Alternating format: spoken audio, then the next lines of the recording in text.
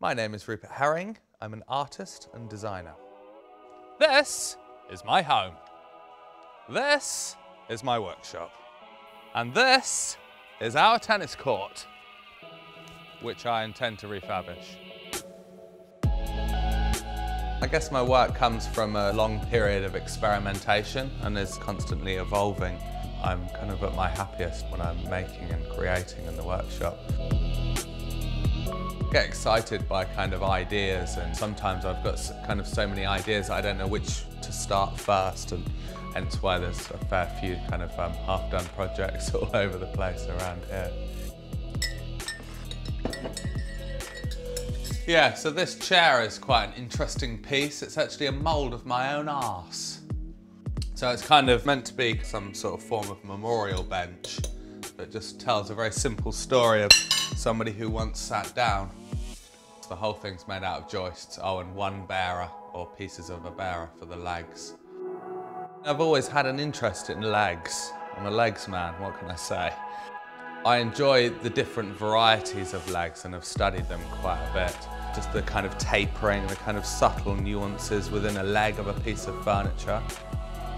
Over the past few years, I've grown quite a large, extensive collection of balustrades.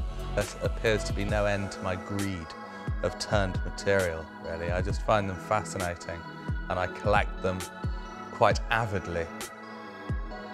I just love the way that they're turned, the way that they're made. There's so many different kind of styles and connotations of balustrades and so many different patterns. I will clean them up on the lathe by sanding them, and then I will quarter them into 4 pieces, obviously, and I will turn them inside out. And it creates, well, I think what's quite a stunning visual effect, really.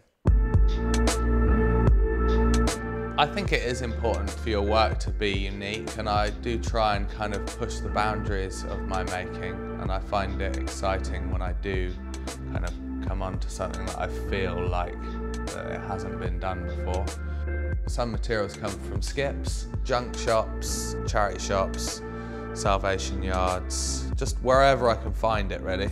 I'll go and jump in a skip, love to jump in a skip. Any skip, I'll get in it, so long as it doesn't absolutely stink.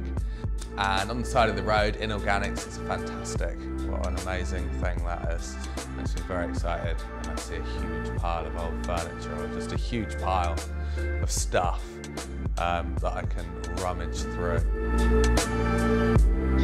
I find it really exciting when people first see my work. Quite often the immediate reaction is like, wow. You know, it's kind of like they kind of take a step back and look at it. And that kind of makes me feel like I'm doing something right, I suppose, when people kind of look at it. And they don't quite know exactly what it is, or, you know, or even, you know, how I've done it, or, you know, it just creates that kind of intrigue.